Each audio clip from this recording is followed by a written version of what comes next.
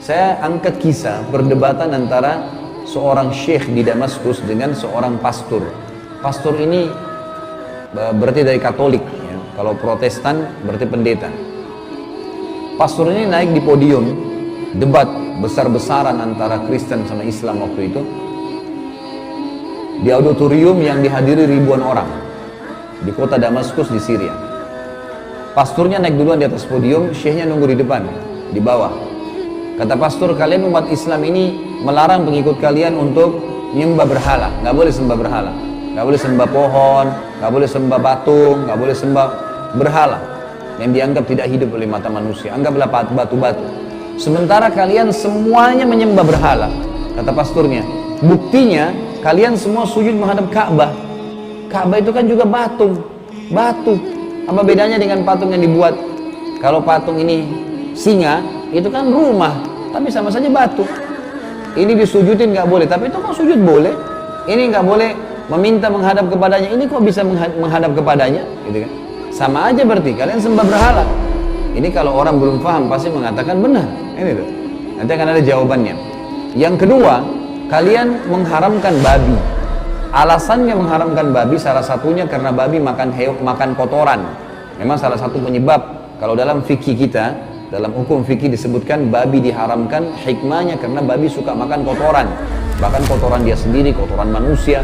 Kalau ditaruh di depan babi itu kotoran, ya, maaf azakumullah, dengan daging misalnya, dia pilih makan kotoran. Subhanallah. Hewan yang jorok memang kotor, gitu kan? Kata dia, kalian mengharamkan babi karena makan kotoran. Saya mau buat peternakan babi terbesar di Eropa, yang saya berikan minumannya susu, makanannya sayuran. Nggak ada penyebab haramnya. Sementara kalian umat Islam makan ayam, ayam makan kotoran. Baik, ini dua syubhat yang dilempar ke umat Islam. Kalau orang awam nggak ngerti pasti susah jawabnya. Tapi subhanallah, Allah siapkan para pejuang-pejuang untuk membela agamanya. Syekhnya ini senyum waktu dilemparkan dua. Berdiri dari kursinya di depan, dia minta mic, dia bilang, pastor saya minta anda tetap di podium, silakan di atas, tidak usah turun. Dan saya akan jawab sementara saya di sini. Tujuannya, syekhnya ingin menunjukkan kepada umat Islam yang hadir di auditorium pada saat itu, ini bukan hal yang berat, ini hal yang ringan kok sebenarnya. Lalu sambil dijawab sama dia bilang, kalau yang pertama anda menganggap kami menyembah berhala karena kami sujud menghadap Ka'bah, itu pemahaman yang salah besar pemahaman itu. Kami nggak pernah menyembah Ka'bah. Kami ini umat Islam sangat patuh dengan Tuhan kami Allah, dan kalian tahu orang-orang Nasrani ada Tuhan namanya Allah. Kasus kami sujud menghadap Ka'bah, kami berdoa menghadap sana, itu karena adanya perintah Allah, bukan karena fisiknya. Kalau perintah Allah sujud menghadap pohon, kami hadap pohon. Ke lautan, kami ke lautan. Karena perintahnya ke Ka'bah, kami ke Ka'bah. Jadi bukan karena itu. Dan ada salah seorang sahabat Nabi kami bernama Umar bin Khattab yang pernah berdiri di depan Hajar Aswad, batu yang ada di dekat pintu Ka'bah, sambil teriak dengan suara keras berkata, wahai Hajar Aswad, demi Allah saya tahu kau hanya batu biasa. Kalau bukan saya lihat Rasulullah SAW mencium kau, saya tidak akan menciummu. Umar bin Khattab ingin memberikan pelajaran kepada kita. Hajar Aswad hanya dicium karena itu perintahnya, nggak lebih daripada itu. Ini sedikit saya keluar dari kisah ini, banyak jemaah kita ini aneh-aneh. Ini terutama subhanallah, saya nggak tahu kenapa dari Indonesia itu. Masuk ke sana, Hajar Aswad cium sambil kopiahnya dicabut, digosok-gosok. Kenapa? Bapak gosok wangi. Ya pastilah wangi. Coba kalau Hajar Aswad tidak dikasih minyak wangi, jutaan orang yang cium, bau nggak? Ya pastilah, gitu kan. Perintahnya disuruh cium, gitu kan. Maka dibubuhi minyak wangi. Perintahnya itu kata Umar, hanya dicium, tidak lebih yang lain. Ada yang datang bawa gunting, bukan untuk tahallul. Untuk apa? Gunting kiswah. Kain dibuat di Mekah, menghiasi Ka'bah digunting, dibawa pulang jual. Sampai ratusan juta jadi jimat. Ini apa ini? Dari mana kain bisa memberikan manfaat, saudaraku? Pakai akal sehat sebagai manusia, ini gimana sih? Gitu kan? Tapi seperti itu, sampai kemana ada jemaah umroh kita ditangkap sama polisi Saudi gara-gara dia gunting kiswah Ka'bah besar. Kan biasa ada yang gunting kecil ya, ini enggak, digunting besar sama dia, tangkap masuk penjara tuh. Ini ngawur ini, itu apa? Jadi salah, ini nggak boleh gitu kan. Baik, jadi Ka'bah itu berapa kali mau rubuh direnovasi loh. Saya waktu masih mahasiswa sana pernah kerajaan Saudi renovasi. Ditutup seperti bangunan kita, ditutup biasa pakai triplek, lalu direnovasi, diperbaikin, biasa. Itu bangunan biasa, cuma dia simbol yang Allah suruh jadikan sebagai kiblat. Perintah Allah di sini, bukan karena kasus rumahnya. Penting ini ya. Sama dengan orang juga waktu saya masih mahasiswa di Madinah, ini sedikit saya tambahkan saja supaya lebih jelas. Waktu kami masih mahasiswa di Madinah, itu sering kali setiap tahun ditawarkan mahasiswa Indonesia untuk kerja menjaga depan kuburan Nabi, gitu kan? Jadi nanti kalau ada jemaah haji diingatkan, hati-hati Pak, di sini Bu cuma sekedar salawat saja, baca salam kepada Nabi terus pergi. Nggak boleh berdoa menghadap kuburan, hadapnya kiblat. Karena kan kuburan Nabi membelakangi kiblat, gitu kan? Kalau dari depannya. Maka kadang-kadang subhanallah kalau kita lalai sedikit, bahwa bapaknya itu surbannya digosok-gosok, kopiah digosok-gosok. Ini di pintu kuburannya Nabi nih. Kalau ditanya kenapa, bilang ini berkah. Berkah dari mana ini? Ini besi ini. Oh, seperti besi masjid ini.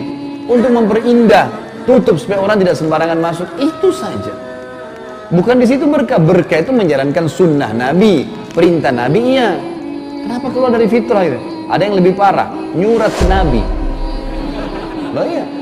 Jadi di kuburan Nabi itu ada lubang. Dikuras kertas diputar-putar, printer kecil dilempar. Kalau kita lalai sedikit dilempar ke dalam. Selesai musim haji disapu tuh. Dalamnya sudah macam-macam bahasa. Bahasa Indonesia, bahasa Urdu, bahasa Inggris, bahasa Arab. Dalam bahasa Indonesia itu ada bahasa Bugis, ada bahasa Jawa, ada macam-macam. Isinya apa? Ya Rasulullah, mudahin jodoh saya. Ya Rasulullah, sembuhin penyakit saya. Ini kalau Rasulullah hidup dimarahin tuh. Gimana minta sama orang mati? Nabi SAW bilang sama mas sepupunya Ibnu Abbas dalam hadis Bukhari, wahai anak kecil, kalau kau minta tolong, hanya minta tolong kepada Allah. Kalau kau punya hajat, hanya sampaikan kepada Allah. Ketahuilah, kalau seandainya satu kaum ingin menyusahkanmu, dan Allah tidak ingin kau tertimpa, kau tidak akan tertimpa kesusahan itu. Walaupun mereka semua ngurumunimu. Ini satu Jakarta mau susahin kita, Allah nggak mau kita tertimpa, tidak bakal kena. Dan kalau seandainya satu kaum ingin kemudahan untukmu, ada sesuatu yang ingin mereka berikan kepada kamu, dan Allah tidak ingin kau dapat, kau tidak akan dapat, walaupun mereka berusaha memberikan. Ini sudah sabda Nabi SAW, dan kata Nabi, sesungguhnya semua sudah ditulis di Lauhil Mahfuz, semua ya tulisannya sudah kering, tintanya ya, dan bukunya sudah ditutup, selesai. Takdir di atas tidak akan berubah, gitu kan? Ini jelasin. Kembali ke bahasan tadi. Jadi Ka'bah kasuistiknya karena perintah Allah, nggak lebih dari itu, gitu kan?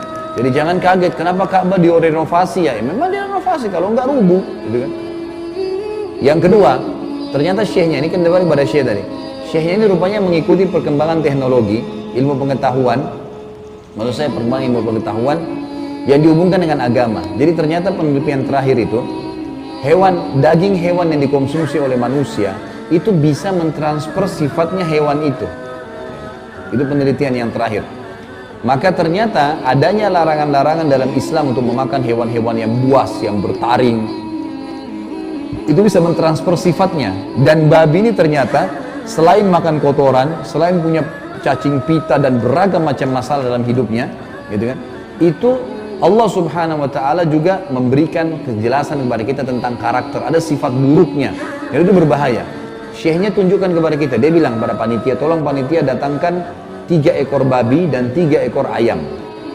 Jadi contohnya kan babi sama ayam, 2 jantan 1 betina. Naikkan babi dulu, dinaikkanlah babi 2 ekor jantan 1 betina, dan diperlihatkan di atas panggung, kebetulan orang lihat semua nih. Ternyata ada satu sifat, jantan babi ini kalau dia berdekatan sama jantan yang lain dan ada betinahnya, jadi istilahnya ini babi A dan babi B, gitu kan? Ini si babi C, si betinanya. Babi B ini adalah suaminya babi si C. Nah ini ada babi A yang di sebelahnya dia jantan. Ternyata kalau jantan sama jantan berdekatan dan ada istrinya si jantan yang satu nih, itu dia saling merangsang jantan sama jantan dulu. Lalu dia menggauli istrinya sendiri, kemudian dia kembali merangsang temannya untuk menggauli betinanya dia. Itu terjadi di depan mata. Jadi jantan sambil merangsang, dan dia biarkan istrinya digauli oleh jantan yang lain. Sudah dilihat? Kata syekhnya sudah lihat? Turunkan, naikkan ayam. Ayam naik, 2 jantan 1 betina. Apa yang terjadi? Yang jantan bersaing, dan yang menang akan mempertahankan betinanya, mustahil disentuh oleh jantan yang lain sampai dia mati, gitu kan? Kata syekhnya, sudah lihat, inilah perbedaan dan perumpamaan antara kami dengan kalian. Kalian seperti babi itu, kami seperti ayam itu. Nah kan tadi perumpamannya babi sama ayam, gitu kan?